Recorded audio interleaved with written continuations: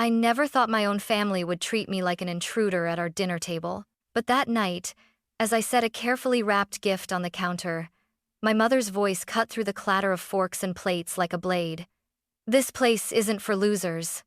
For a second, I thought she was joking. My father kept chewing, avoiding my eyes.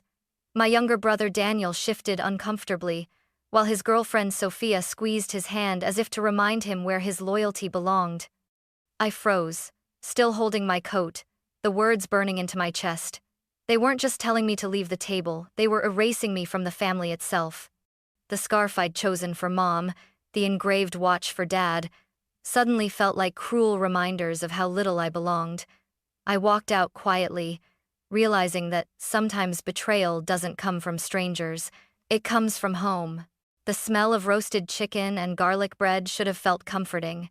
It was the scent of home, of Sundays in my childhood when laughter echoed through the walls and Dad hummed old songs while Mom set the table. But that night, everything about the room felt foreign, like I had stumbled into someone else's house by mistake. I stood in the doorway, clutching my coat and the small gift bag I'd brought, when my mother's words sliced through me. "This place isn't for losers." At first, I thought I'd misheard. The dining room was full candles, flickering, plates clattering, Daniel smiling in his crisp shirt, Sophia's diamond earrings catching the light. The laughter that had filled the room seconds earlier froze mid-air.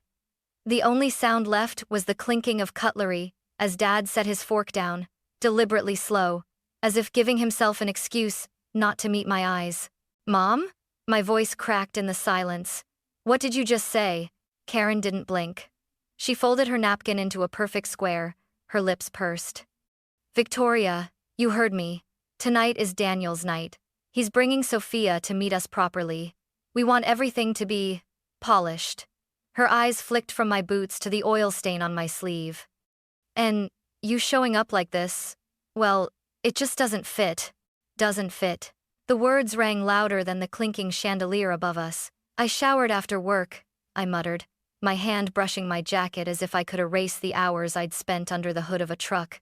"I came straight here because I wanted to be on time." Daniel shifted in his seat. He wouldn't look at me. His jaw clenched as if he wanted to say something but couldn't. Sophia rested her hand on his arm, squeezing gently, urging him to stay quiet. Dad cleared his throat. "Let's not make a scene," he said, his voice low, his eyes still glued to his plate. A scene. That's all I was to them, a threat to their perfect little picture. I set the gift bag down on the counter with more force than I intended. Inside was a silk scarf I'd picked out for Mom, her favorite shade of emerald green, and a watch I'd had engraved for Dad. "Thanks for teaching me to fix everything." I'd imagined the smile on his face, the small moment of recognition. Now, the bag looked pathetic, cheap even, against the marble countertop. "You really don't want me here?" My voice was steady, but inside I was crumbling. Karen exhaled as though I'd just asked the most inconvenient question in the world. "Victoria, this isn't personal. It's just, Daniel deserves his moment. He's worked so hard, and Sophia's family, well, they're people of stature. You wouldn't understand." Her words landed heavier than the scarf in the bag. "You wouldn't understand." My hands trembled as I slid my arms back into my coat. I wanted to scream, to throw the gifts at their perfect china plates, to tell Sophia that Daniel would be nothing without the countless nights I'd covered for him, the rent I'd secretly paid, the job I'd helped him land. But no words came, only silence. I glanced at Daniel one last time, hoping for anything, an apology, a defense, a whisper of loyalty. But he sat frozen, his fork tight in his hand, eyes locked on the tablecloth. And that was my answer. I turned toward the door. The soft thud of my boots on the polished floor was the only sound as I left. No one followed me. No one called my name. The night air outside was colder than I expected, biting at my skin. I walked down the porch steps with my coat half buttoned, each step echoing the truth that had always been there but never spoken aloud. I wasn't family at this table. I never had been. That was the night I realized they hadn't just forgotten me. They had erased me. The gift bag felt heavier than it should have. Maybe it wasn't the weight of the scarf or the engraved watch inside, but the weight of what they represented my attempt, once again, to belong. I had chosen them carefully, emerald green silk, because Mom loved that color, and a classic silver watch for Dad, with words carved on the back that said, "Thanks for teaching me to fix everything." I had spent hours thinking about those words, trying to capture the gratitude I still carried, despite all the years of silence. Now, both gifts sat abandoned on the marble countertop, untouched, unwelcomed. I stared at them one last time before stepping outside, hoping anyone would call me back in. Maybe Dad would pick up the bag and say, "Wait, Vic, this must have taken some thought." Maybe Daniel would finally stand up to Mom, just once, and remind her that I was his sister. Not some stranger crashing their party. But the door stayed shut, and the only sound was the faint murmur of voices, continuing the dinner without me. I walked down the steps, the cold biting harder than I expected. Each gust of wind pushed me further from the house, further from the family I had once bent myself in half to please. By the time I reached my truck, my eyes were stinging. I told myself it was the wind. It wasn't. Driving home, the wrapped gifts haunted me from the passenger seat. I couldn't bring myself to take them out. They looked too out of place in my small, cluttered kitchen, the scarf folded too neatly, the watch too polished for someone like me. I set the bag on the table and left it there, as if moving it would make the rejection feel more permanent. That night, my house was unbearably quiet. No hum of conversation, no sound of forks against plates, no laughter from Daniel about some inside joke Mom and Dad would always indulge. I cooked myself scrambled eggs and toast, the simplest meal I could manage, because anything more felt like pretending. Pretending I was still part of a family that wanted me at their table. I sat alone, staring at the bag, at the green silk peeking through the tissue paper.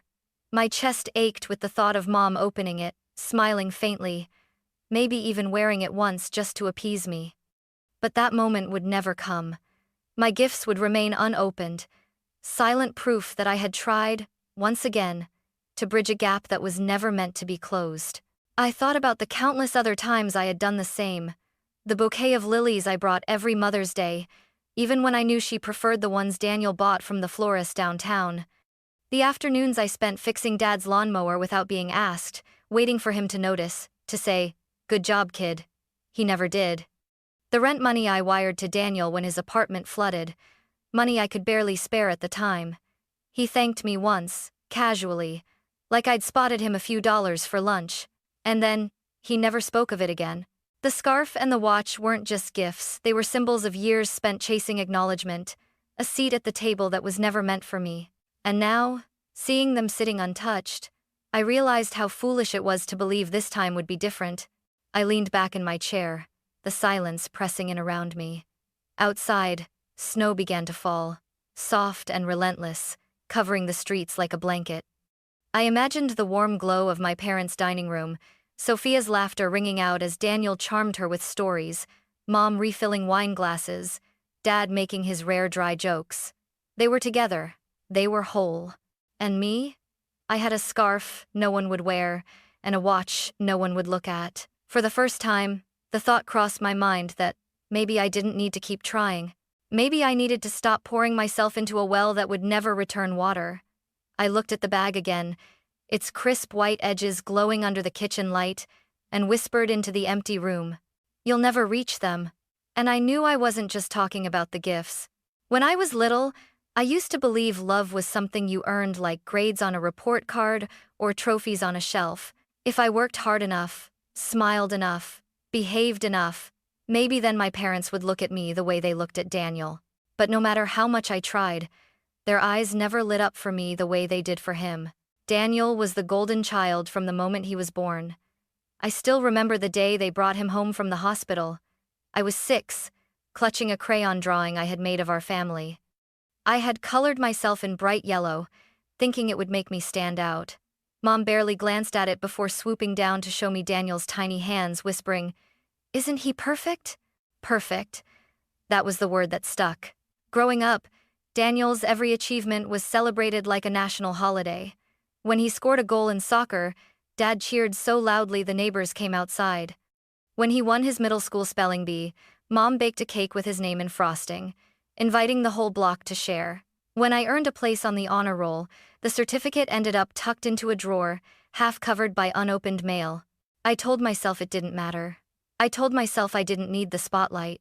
But the truth was, every time they clapped for him, I ached for even the smallest applause.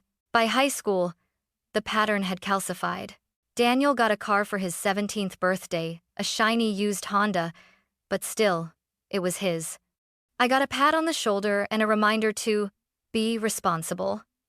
When Daniel failed his first college class, Dad drove 3 hours to help him talk to the professor. When I struggled through my first year at trade school, paying tuition with tips from my part-time job, Mom told me, "Well, you chose that path." I tried not to resent him. Daniel never asked to be their favorite. Sometimes, he even looked guilty when they praised him in front of me. But guilt never stopped him from soaking it all in.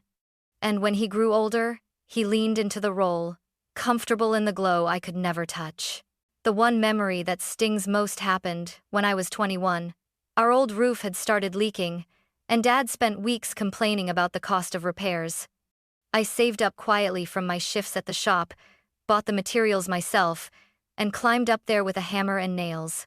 It took me 3 weekends to patch it all. When the job was done, I expected at least a thank you. Instead, Mom laughed at the uneven shingles and said, "If only Daniel had been here, he would have done it properly." I swallowed the words I wanted to scream. He didn't lift a finger. I did. But I said nothing. I always said nothing. That silence became my curse. Every time Daniel faltered, I picked him up in secret. I covered his rent once when his internship didn't pay. I drove 3 hours in the middle of the night to tow his car when it broke down.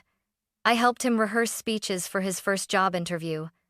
And every time, he accepted my help, then let our parents believe he had done it all alone. Looking back now, I wonder if that's why Mom could call me a loser so easily at dinner. Maybe in her eyes, I had never been anything else. She had spent years convincing herself that Daniel was the achiever, the success story, the pride of the family. And me? I was just the one holding the safety net, invisible under the spotlight, carrying the weight but never seen. As I sat in my kitchen that night, the scarf and the watch staring at me like failed exams, memories pressed in from all sides.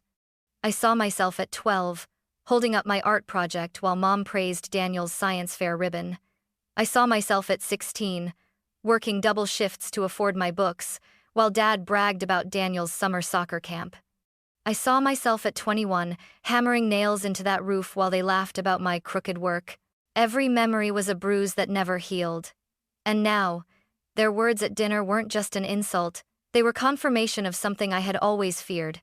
That no matter how much I gave, no matter how much I tried, I would never be enough. I leaned forward at my table, pressing my hands into my face, whispering to myself the truth that hurt more than anything. I was never meant to be seen.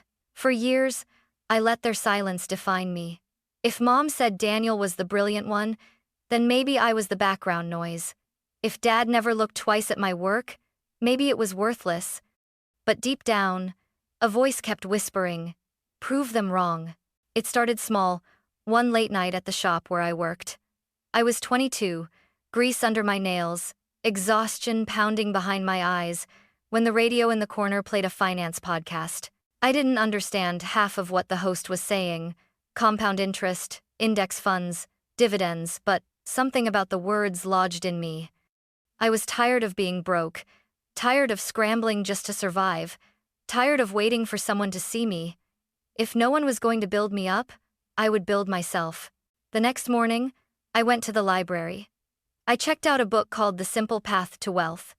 I devoured it in 2 days, then picked up 5 more. At first, it felt like reading in a foreign language, but slowly, numbers started making sense. Money wasn't just survival, it was power, independence, proof. At 23, I opened my first brokerage account with just $700. It might as well have been $7 million to me. I remember staring at the screen, my hand shaking as I hit buy on my first index fund. I skipped new boots that winter, so I could add 300 more. I ate ramen 3 nights a week to scrape together every extra dollar. My coworkers teased me, called me cheap, I let them laugh. They didn't know I was planting seeds. By 25, I had started a routine. Wake up at 5 a.m., read finance blogs before work, track dividends during my lunch break, and pick up side jobs on weekends. Not for spending money, but for investing. Every oil change, every busted carburetor, every late-night tow went straight into my future. When I bought my house at 28, it was a wreck, peeling paint, cracked pipes, a furnace that hadn't worked in years. Mom shook her head when she saw it, muttering, "Why would you waste money on that dump?" Daniel laughed, calling it a junkyard shack. They didn't come back to help. They didn't even ask how I managed. But I fixed every inch myself. Every dollar I saved on contractors went into my portfolio. And brick by brick, room by room, I made it mine. By 30, something remarkable had happened. My accounts passed the six-figure mark. I kept quiet. I didn't tell Mom or Dad. I didn't tell Daniel. Not even Maya, my best friend, knew the full amount. The secrecy wasn't shame, it was protection. I knew the moment the numbers came out, their eyes would shift. They wouldn't see me anymore. They'd only see the money. As of last year, my net worth crossed 1.3 million. I say that not to boast, but because it still feels unreal. Me, the loser, the distraction, the one who didn't belong, built a life my family couldn't imagine. And I did it without applause, without recognition, without a single pat on the back. Sometimes I wonder if that's why I never shared it. Because part of me wanted to prove that their approval was never required, that I could become something on my own, quietly, without their help. And yet, there were nights I sat in my little kitchen, the scarf and the watch still waiting in their bag, and thought, if they only knew. If they only saw me for who I really am, not who they think I am. But then I remembered Mom's words at the dinner table. This place isn't for losers. Let them think I'm a loser. Let them think I'm invisible. They've never met the woman behind the steel-toed boots, the one who turned every ounce of rejection into fire.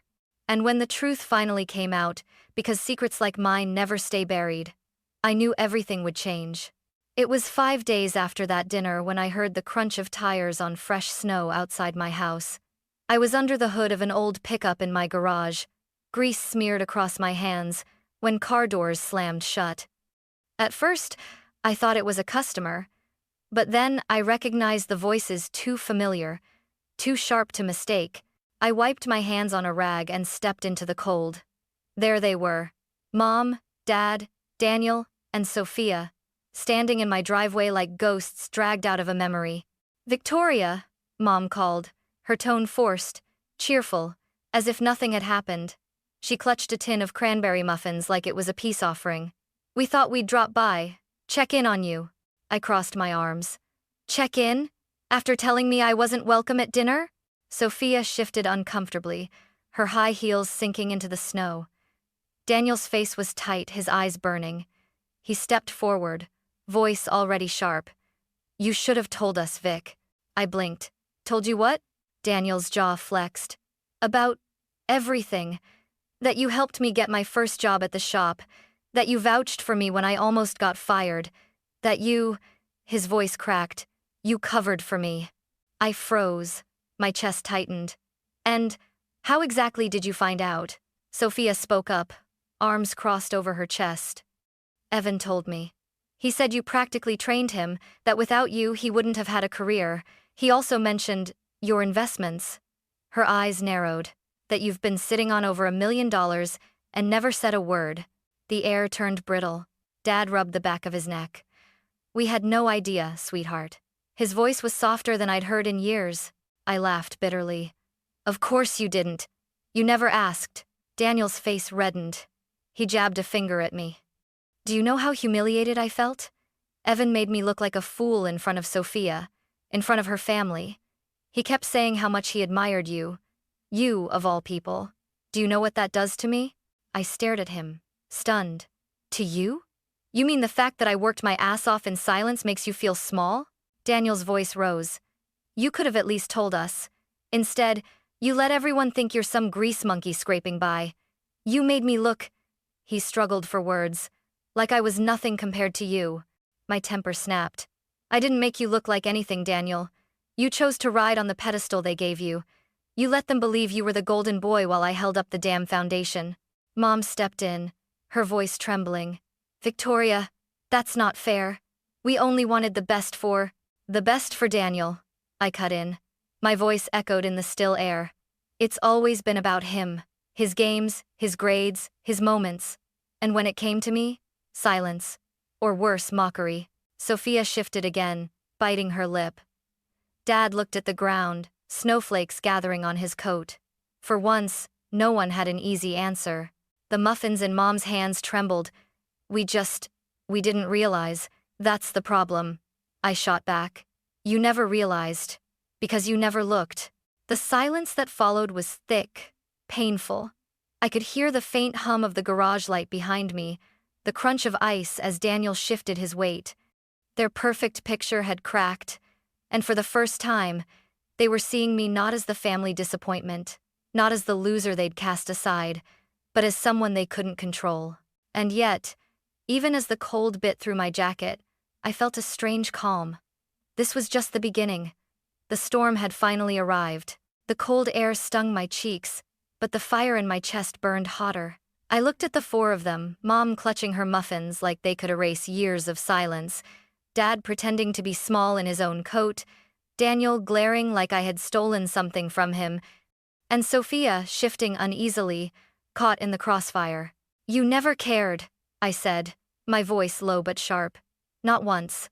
All those years I tried to belong, you never saw me. And now that you find out I have money, now you show up at my door. Mom's lips trembled. It's not about money, Victoria, I snapped. Don't you dare stand here and lie to me. Because if Evan hadn't told you, you'd still think I'm nothing more than the grease under my nails. Dad finally lifted his eyes. That's not true. We were just trying to... To what? My laugh was bitter. Protect Daniel? Protect your perfect picture? I've been the scapegoat my entire life so he could shine brighter. Do you even remember when I fixed the roof by myself? When I paid his rent behind your backs? When I spent 3 weekends patching this family together while you pretended not to see me? Daniel stepped forward, his fists clenched. Stop acting like you're some kind of martyr. You helped because you wanted to. Nobody asked you to. My blood boiled. Nobody asked me? Daniel, you called me at 2 a.m. when your car broke down in the middle of nowhere. You begged me to keep it quiet when you almost got fired from the shop. You didn't just ask me, you relied on me. And then you let Mom and Dad believe you did it all alone. Sophia's voice wavered. Daniel, is that true? Daniel's jaw tightened. She's exaggerating. I barked out a laugh. Exaggerating? Do you want me to pull out the receipts? The bank statements? The nights I dragged myself out of bed after 12-hour shifts just to save you? You think I enjoyed being invisible? You think I wanted to play the fool while they cheered for you? Mom's eyes filled with tears. We didn't mean to erase you. I cut her off. But you did, over and over again. Every holiday, every birthday, every chance you had to say, we're proud of you. You kept it for him. My voice cracked, but I pressed on. And now, the second you learn that I built something without you, suddenly I'm worth your time? Suddenly you want to check in? The silence was unbearable. Even the wind seemed to hold its breath. Dad tried again, his voice quieter this time. Maybe this could be a chance. Evan said there's a business idea, something with auto parts distribution. He thought, and there it was. The real reason. I stepped back, shaking my head. You came here with a pitch, not an apology. You came here because you want something from me. You always do. Daniel's face twisted. You're letting pride get in the way. This could help all of us. This isn't pride, I said, my voice rising until it rang through the driveway. This is survival. This is me finally saying no. For once in my life, I'm not going to buy my way into your love. I'm not going to bleed myself dry just so you can pretend I belong. Mom reached out as if to touch my arm, but I pulled away. If you want to rebuild something real with me, I said, my voice shaking with rage and sorrow, it won't start with a business deal. It won't start with you deciding I'm useful now that I have money, Daniel shouted, his voice breaking. So, you'd rather throw away your family than work with us? I stared straight into his eyes. Family doesn't throw you out of dinner and call you a loser. Family doesn't erase you for decades and then come crawling back when you have something they want. You don't get to rewrite history because you're embarrassed now. The air between us crackled, alive with everything we had never said. My chest heaved, my hands trembling. For years, I had swallowed my words, buried my anger, played the quiet loser they wanted me to be. But tonight, the dam had broken, and I wasn't going back. For a moment, no one spoke. My words hung in the frozen air, sharp as glass shards. Snowflakes drifted between us, silent witnesses to the wreckage of a family unraveling. Mom was the first to move. She stepped closer, her eyes glossy. "Victoria, honey, we made mistakes. We were wrong to exclude you. But we're here now, aren't we? We want to start over." I shook my head slowly. "No, you don't want to start over. You want to salvage your pride. You want my money, my experience, the proof that I'm not the loser you always thought I was. That's not love. That's desperation." Dad sighed, his shoulders slumping. "It's not like that. We just didn't know." My laugh cut through him, bitter and sharp. "You didn't want to know. Because if you knew, you'd have to admit you were wrong. You'd have to admit that the daughter you pushed aside, mocked, erased, built something stronger than all your expectations combined." Daniel finally spoke, his voice raw with anger. "You think you're better than us now, don't you? Just because you've got a little money saved up? You think that makes you superior?" I took a step toward him, my boots crunching in the snow. "No, Daniel. What makes me better is that I didn't need to tear you down to rise up. I didn't need applause to keep going. I didn't need to be the golden child. I built my life brick by brick, while you basked in the spotlight and called me a failure." Sophia touched his arm, whispering something I couldn't hear, but Daniel pulled away, his face twisted with humiliation. Mom reached out again, her voice breaking. "Please, sweetheart, don't shut us out. We're still your family." I looked at her hand hovering in the air between us. For years, I would have given anything to feel that touch, to hear even a fraction of those words. But now, they rang hollow. "You want to know what family is?" My voice trembled, but it was steady with resolve. Family doesn't cast you aside when it's inconvenient. Family doesn't call you a loser and lock the door. Family doesn't measure your worth in how good you make them look. Family is about love, loyalty, showing up when it's hard, and you failed every test. Dad finally looked me in the eye. His face was pale, his lips pressed into a thin line. "So, what happens now?" The question lingered. What happens now? For years I had begged for a seat at their table, bent myself in half for scraps of their approval. Now, for the first time, I had the answer. I turned, walked to the front door, and opened it wide. The warm glow of my living room spilled out onto the snow, but none of it felt inviting. It felt like a boundary, a wall they could never cross again. "What happens now," I said, my voice steady, "is that you leave. You decide whether you can love me for who I am, not for what I have, not for what I can give you, but you make that decision on the other side of this door." The silence was suffocating. Mom's mouth trembled like she wanted to speak but didn't know how. Dad shifted his weight, staring at the ground. Daniel's chest rose and fell rapidly, fury simmering under his skin. Sophia looked like she wished she were anywhere else. I didn't fill the silence for them this time.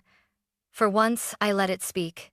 After a long, heavy moment, Mom lowered her hand, clutched the muffins tighter, and stepped back. Dad followed, his head bowed. Daniel muttered something under his breath, too quiet to catch, before storming toward the car. Sophia trailed after him, her heels leaving sharp marks in the snow. I closed the door gently, not out of anger, but out of clarity. On the other side, their muffled voices faded with the crunch of tires pulling away. Inside, my house was still, the scarf and the watch still sitting untouched on the counter. But the silence felt different now. It wasn't emptiness. It was peace. For the first time in my life, I wasn't waiting for their approval. I wasn't begging to belong. I had drawn the line, and I wasn't crossing it again. It has been almost a year since the night I closed that door. Since then, the seasons have turned, snow giving way to spring, and spring to the golden hush of autumn. My parents haven't visited again. Daniel stopped calling after one half-hearted attempt where he asked if I might reconsider helping him with a new business venture. I told him no. He hung up without saying goodbye. Oddly enough, the silence that used to feel like punishment now feels like freedom. In those months, I learned something I never expected. When you stop begging for a place where you don't belong, space opens for people who truly want you. It started small. A girl from my old trade school messaged me online. She said she'd heard rumors about how I built my portfolio and wanted advice. I hesitated, then invited her to meet at the community garage. One conversation turned into five turned into 10. Soon, I was giving weekend workshops on financial literacy for women who worked with their hands, women who were told their worth stopped at their paychecks. Standing in that grease-stained garage, chalk in hand, explaining compound interest to a room full of wide-eyed young mechanics, I felt something I had never felt at my parents' table: belonging. And then there was Mrs. Anderson, my elderly neighbor. She became my unexpected family. Every week, she'd wave me over to fix something in her house, always with cookies or pie waiting. She told me stories of her late husband, of raising children who didn't always understand her. Home, she said one afternoon as we drank tea in her kitchen, isn't where you're born, it's where you're seen. Her words stuck with me. Of course, Maya never left my side. She'd pull into my driveway with her beat-up Jeep, blasting music, holding 2 coffees and a box of donuts. "You working again?" she'd tease, brushing sawdust off my sleeves. We'd sit on my porch as the sun went down, talking about everything and nothing. She never once asked me about numbers in my bank account. She only cared if I was happy. One evening, as we watched the apple trees I planted begin to blossom, Maya asked softly, "Do you ever think about going back? To them?" I didn't need to ask who she meant. I took a deep breath, the cool air filling my lungs. "Not unless they see me without the $1 million, without the success, without the armor." Maya nodded. "They probably won't." "I know." I smiled faintly. "And that's okay, because I wasn't building for them anymore. I was building for me." I walked through my yard that night, my boots crunching softly against the grass. The apple trees stood young but steady, roots digging deeper every day. They were proof that growth doesn't have to be loud to be strong. Proof that even after winters of silence and rejection, something beautiful can still take root. Inside my house, the scarf and the watch still sat in their gift bag, unopened. I thought about throwing them away more than once, but I never could. They weren't reminders of failure anymore. They were reminders of the girl who kept trying, who kept hoping, even when hope was the loneliest thing in the world. I touched the bag gently and whispered, "Thank you for teaching me." Later that night, standing in my quiet kitchen, I finally said the words I had carried for years but never believed until now. I am not a loser, and for the first time, I didn't need anyone else to tell me otherwise.